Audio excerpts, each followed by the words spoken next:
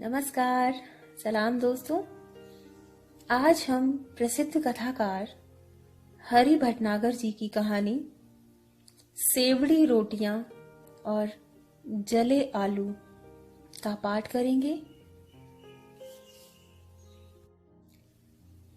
खुशी के उस क्षण को दर्ज कर पाना बहुत ही मुश्किल है। बस इन्हीं शब्दों में कहा जा सकता है कि जब नगीना सेठ के यहां से शादी का खाना बतौर बायना भेजा गया तो वह उन चीजों को देखकर इतना खुश हुई कि उसके मुंह में पानी आ गया। खाना क्या, तरह तरह की चीजें थीं। पूड़ी, कचौड़ी, खस्ता कचौड़ी, 4-5 तरह की सब्जियां, रायता, बूंदी, काले जाम वगैरह वगैरह।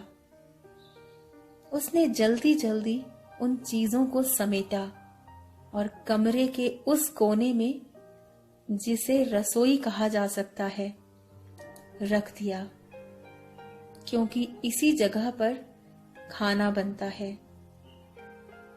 रखते रखते उसने एक बार फिर उन चीजों को गौर से देखा जो तरह तरह की खुशबू बिखेर रही थी। उसकी आंखें फैली की फैली रह गईं। जाहिर है कि उसके मुंह में फिर पानी आ गया, लेकिन उसने अपने आप को संभाला। हालांकि वह सोच चुकी थी कि उन चीजों को चख जरूर लेगी। उसने बच्चे को भी कुछ नहीं दिया। बच्चा जिद कर बैठा। उसने उसे समझाया कि बाबू के आने पर देगी, तो बच्चा ठनक गया, जमीन पर लौट गया। उसने बच्चे की भी परवाह नहीं की। जिस धुन के हवाले वह हो गई थी, उसमें बहते हुए उसने एक बार फिर सोचा कि जब आदमी आएगा तो चौंक जाएगा। साफ सुथरा घर और स्वादिष्ट भोजन देखकर तो बहरा जाएगा। यह सोचते सोचते उसने झाड़ू उठाई और कमरा झाड़ने लग गई। बहुत छोटा कमरा था, 10 फीट लंबा, लेकिन उसमें न लंबाई दिखती थी, न चौड़ाई, और न ही ऊंचाई। अगड़म बगड़म चीजों ने जगह को लील लिया था। 2 खाटें थीं, जिनकी बाध झूलती हुई जमीन को छू रही थी।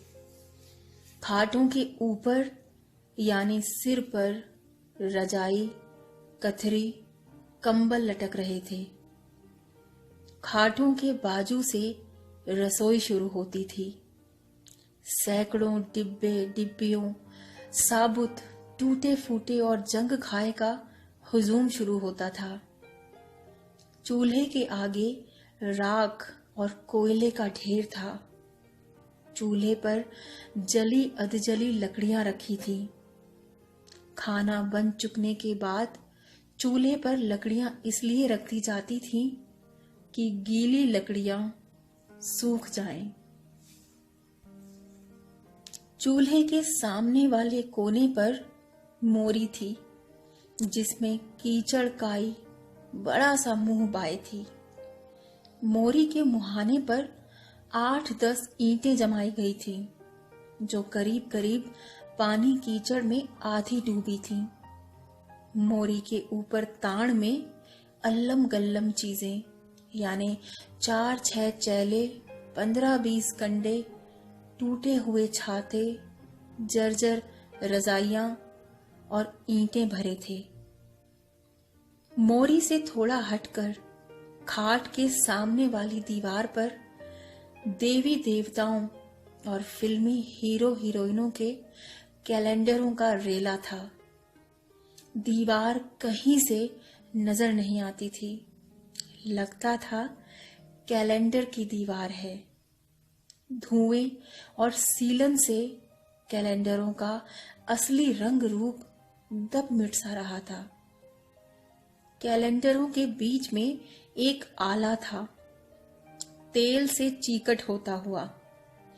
आले के कोर पर ही संध थी, जिसमें 20 जली अधजली अगरबत्तियां और उसकी सीकें खुसी थीं। आले में फ्रेम जड़ा शंकर भगवान का चित्र था, जिसे आधा कीड़े खा गए थे और आधा जो बचा था उसे पानी के छींटों, अगरबत्ती के धुओं और चंदन रोली के छापों ने ढक लिया था। दरवाजे पर बच्चे का झूला था, जिसकी डोरियां गांठदार थीं। वह कमरा छाड़ती जा रही थी और कूड़ा दर कूड़ा निकलता जा रहा था।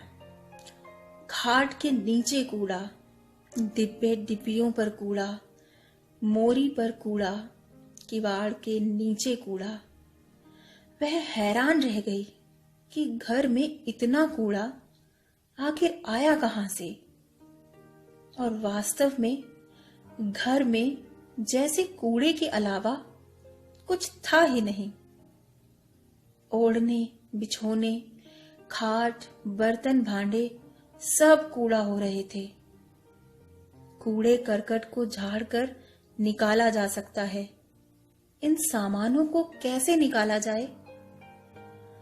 नहीं, इन सामानों को वह नहीं फेंक सकती। वे उसकी गृहस्थी हैं, 20 साल की जमा पूंजी। उन्हीं ने उसे जिलाए रखा। अब वह उन्हें फेंक क्यों दे? सब सामानों को वह झाड़ पोंछ कर जमाने लगी। खाटें उसने बाहर धूप में पटकी, उन पर 20 लट्ठ जमाए। खटमलों का बड़ा सा कुनबा था, जो निकाले जाने पर खाट के नीचे मचलता सा नाराजगी जतला रहा था। गालियां देते हुए उसने सबको पैर के अंगूठे से मसल डाला और खाटों को फिर उन्हीं जगहों पर जमा दिया। रसोई के बर्तन भांडे और डिब्बे डिब्बियों को रगड़ रगड़ कर साफ किया। राख और कोयले हटाए, मोरी पर झाड़ू फेरी। दीवार के कैलेंडरों और आले के भगवान जी को उसने नहीं छुआ। लग रहा था कि उसने छुआ तो सब कुछ ढह जाएगा और फिर दीवार को ढकने के लिए कुछ चाहिए। कहां से लाएगी वह कैलेंडर? फिर ये कैलेंडर उसके आदमी की पसंद है। इन सब को देखकर थकान में टूटे होने के बाद भी कभी कभी वह बदमाशी से मुस्कुराता है, अजीब तरह की सिसकारियां भरता है और उसे कैलेंडर की हीरोइन कह बैठता है। प्यार करता है, चूमता है। ऐसा न हो कि कैलेंडरों को हटाते ही वह आदमी के दिल से हटा दी जाए। ऐसा सोचते ही वह घबरा गई, लेकिन कैलेंडरों को सही सलामत देखकर खुश हुई। उसने उनके आगे सिर नवा दिया। सिर नवाते नवाते जिस बात का ख्याल उसे आया वह था गोबर से घर लीपना। लीप देने से घर का हुलिया बदल जाएगा। यह सोचते ही वह घर से बाहर निकली और पड़ोस से गोबर ले आई और फुर्ती से फर्श लीपने लग गई।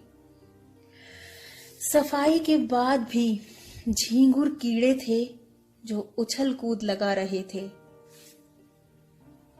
गोबर मिट्टी से उसने कोने अंतरों के छेद बिल बंद कर दिए, लेकिन झींगुर कीड़े थे जो खाट और जहां जहां जगह मिलती जाती थी समाते जा रहे थे, जैसे सामानों की तरह उनका भी वजूद घर से जुड़ा है, वे हटाए नहीं जा सकते। कीड़ों को उसने उंगलियां चटकाकर उच्छिन्न हो जाने का श्राप दिया और मोरी पर आकर हाथ धोने लग गई।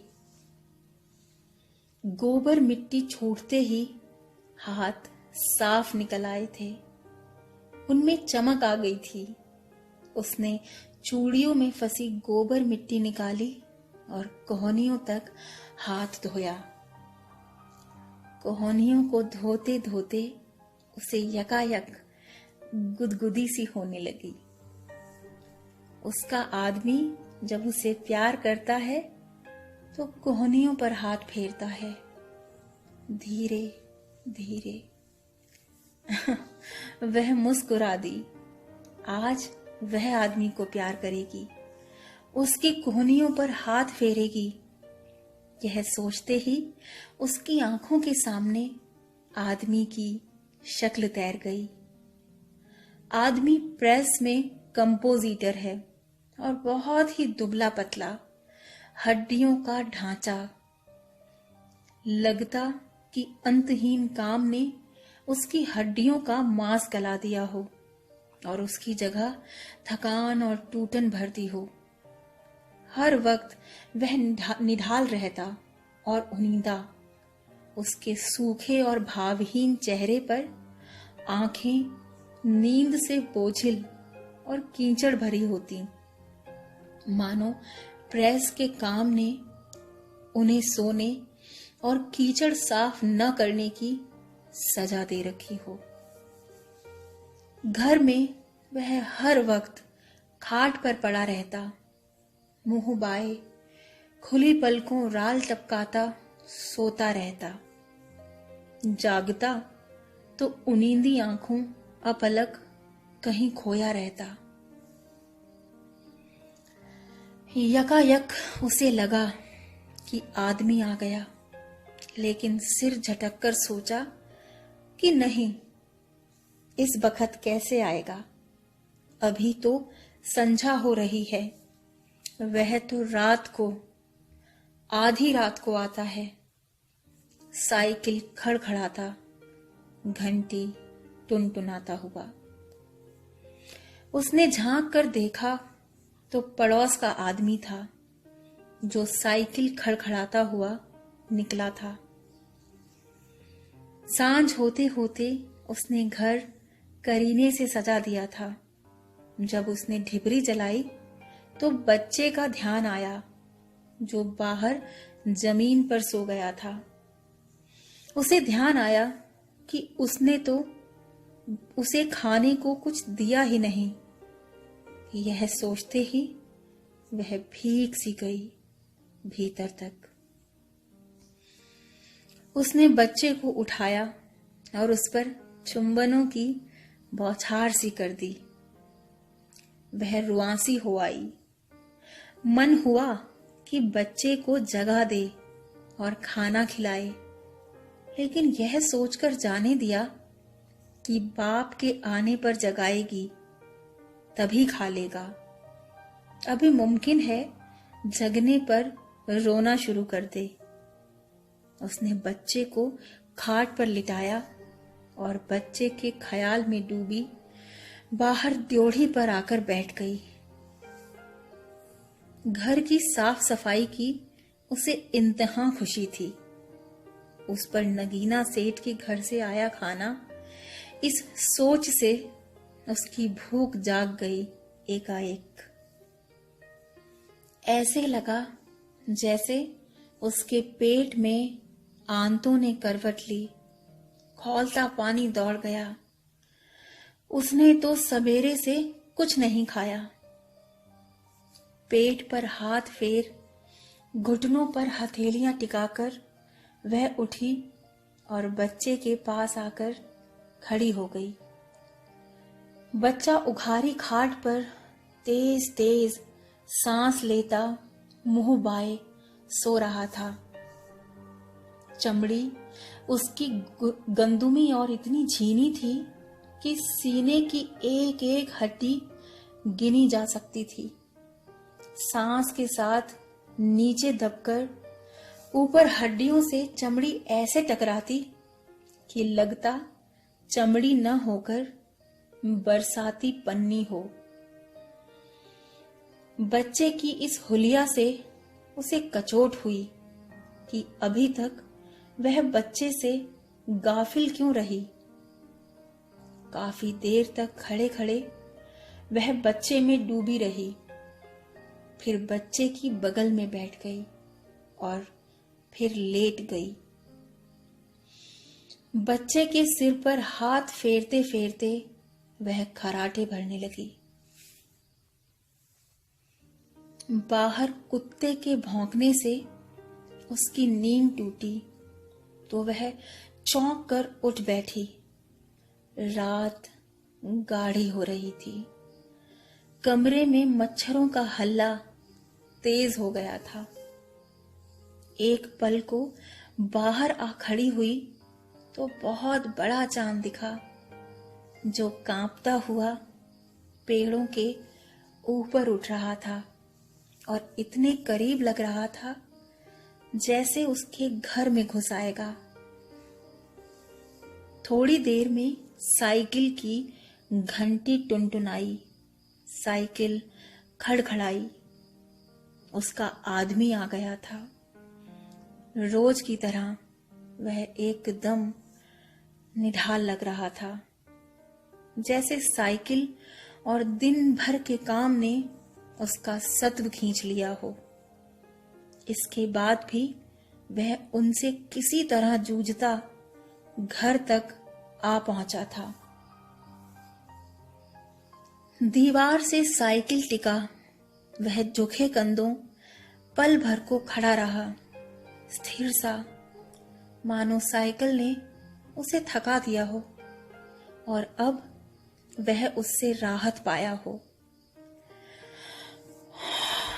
गहरी सांस छोड़ता वह बढ़ा, अपने को घसीटता हुआ और चूल्हे के सामने आ बैठा।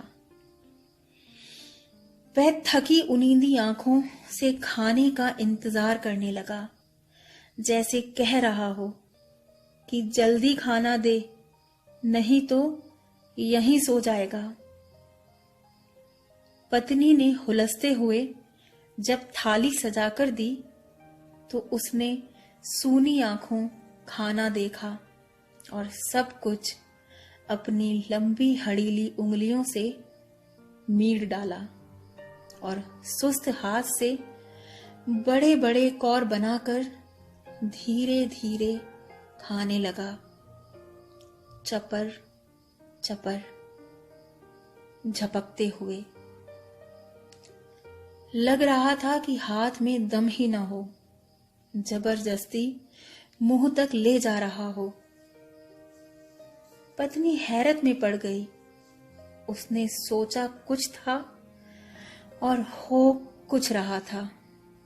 उसके दिल में आग सी जलने लगी, लेकिन उसने जब्त किया। ढिबरी की पीली रोशनी में आदमी को देखती जा रही थी, जो लस्त सा खाने से जूझ रहा था। आंखें बंद थीं। हाथ था जो मशीनी तौर से मुंह तक जाता और मुंह था जो हाथ के आते ही मशीनी तौर से खुल जाता था। यह प्रक्रिया काफी देर चलती रही। जब हाथ को थाली में कुछ नहीं मिला तो उसने मुंह खोला और छत की ओर करके उसमें ढेर सा पानी डाला। इसके बाद उसने थाली में हाथ धोए, कुल्ला किया, पैजामे के पांचे से झुककर नाक पोंछी और लंबी डकार लेकर खाट पर किसी सूखी डाल की तरह गिर पड़ा और धीरे धीरे आंखें मींच ली। पत्नी का गुस्सा आसमान पर था। उसने उसे झिंझोड़ डाला। सेठ नगीना के यहां से पकवान आए, तू कुछ बोला ही नहीं, चर गया जानवरों की तरह। आदमी चौंक कर कोहनियों के बल उठता आश्चर्य से बोला, सेठ नगीना के यहां से पकवान? जैसे उसे विश्वास न आ रहा हो। फिर वह यकायक बोला, तूने दिए क्यों नहीं? पत्नी आंखें तरेर कर झुंझलाते हुए बोली, और तूने क्या खाया? पकवान ही तो थे सब। आदमी ने कुहनियां ढीली छोड़ दी। उसने बुरा सा मुंह बनाया और मुर्दार आवाज में कहा, मुझे तो ऐसा कुछ नहीं लगा। सेवड़ी रोटियां और जले आलू के सिवा। औरत का दिल बैठ गया। उसने अपना माथा पीट लिया और रो पड़ी। उम्मीद है आपको यह कहानी पसंद आई होगी। यदि हाँ, तो आप इस कहानी को आपके दोस्तों और सोशल मीडिया पर शेयर कीजिए। कहानी के इस अनूठे सफर में हम सफर बने रहने के लिए आप यह चैनल सब्सक्राइब कर सकते हैं। तो फिर मिलते हैं एक और नई कहानी के साथ। नमस्कार, सायोनारा।